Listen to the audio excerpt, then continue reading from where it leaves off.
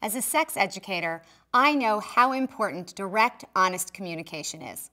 But I also know that in reality, being open and verbal in the bedroom can be challenging for many women. I'm Dr. Logan Levkoff, and I'm going to teach you how to tell him what you want in this episode of Mom Ed in the Bedroom.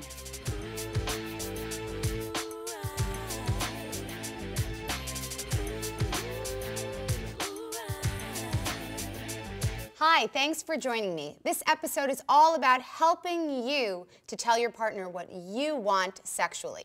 Joining me is my friend, sex therapist Ian Kerner, also author of She Comes First and Love in the Time of Colic. Yep. Ian, you do a lot of things, and you're certainly a happily married dad and sex expert. So have you and your wife always been good communicators?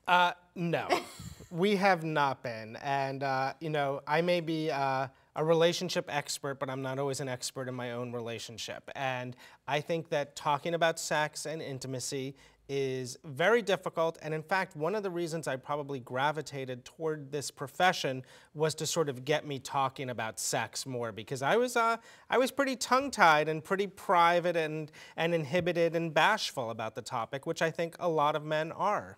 And a lot of women are too, for that matter. So how important is it for us to be as direct with you as possible? You know, I think it is so important to just get in the habit of talking about sex the way you would talk about other things. I mean, as couples, we talk about everything together: money, kids, real estate, you name it. And yet there's this stuff. And yet you can be in bed next to somebody and feel a million miles apart. So I think it is really important early in a relationship, although it's never too late, to establish a precedent for respectful communication about sex, because as you go through a relationship, sex changes, and you need to adapt to those changes. Sex certainly changes, and I think women have a hard time talking about sex because we've been told our whole lives, if you talk about sex or think about it, you're not the good girl anymore. Right. There's all this judgment and all of these negative associations that even with the person we've been with for a long time, even the people that we share children with, we're not always that comfortable. In fact, we're afraid of what it might say about us, and sometimes we're afraid that we might hurt your feelings. Yeah, and as guys,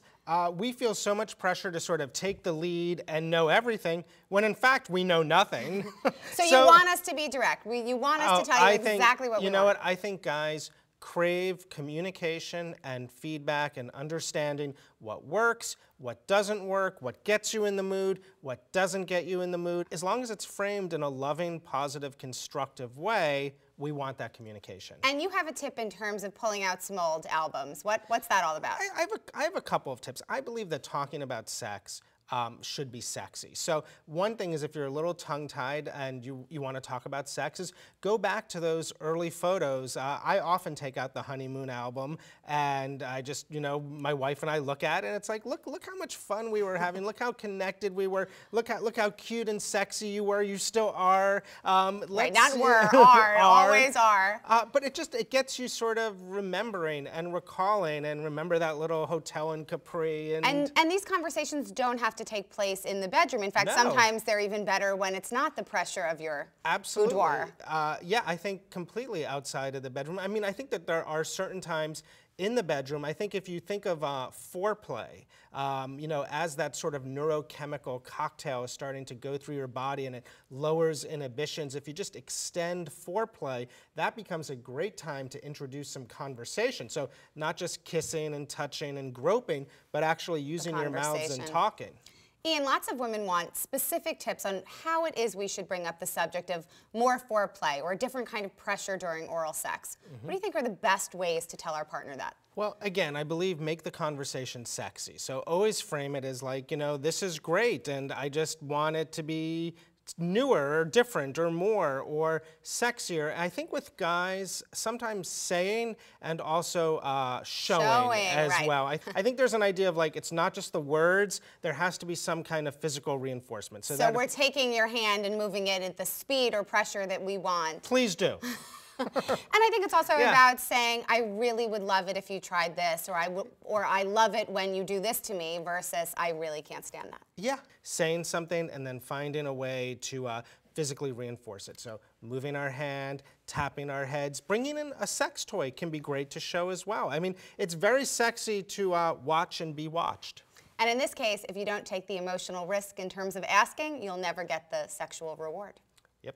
I know that on Good in Bed, you did a website survey about boredom. Yes. And boredom is an issue. Yeah, you know, we did a survey of over 3,500 people, men and women, on the topic of relationship boredom. So not just sexual, overall boredom. 25% were extremely bored in their relationship. Another 25% were somewhat bored. So that's really 50% of all respondents were in a kind of a state of boredom. Now here's what's interesting. People did say that sexual boredom was the #1 type of boredom, and close to 70% said they would be totally open to their partners suggesting something new in the bedroom. And that's tremendous. Yeah. Because I think that we often take our partners for granted. If we've been with someone for a long period of time, we expect them to magically get it and know everything about us, and we don't assume that our bodies or our fantasies or needs change after periods of time. Totally, or we think we're going to be judged if I introduce this new thing. You know, suddenly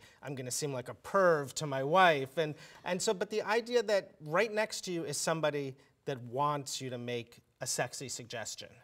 And it's a call to action for all of us, that if things are not going the way you want, you will not insult your partner, you will actually enhance your relationship by stepping up your game and trying something new. Totally. The brain is the biggest sex organ. In the end, it's not our genitals, it's not our breasts, it's the brain. I love it when my experience as a sex educator meets my experience as a mom. And I'm going to share some of the things that I've learned.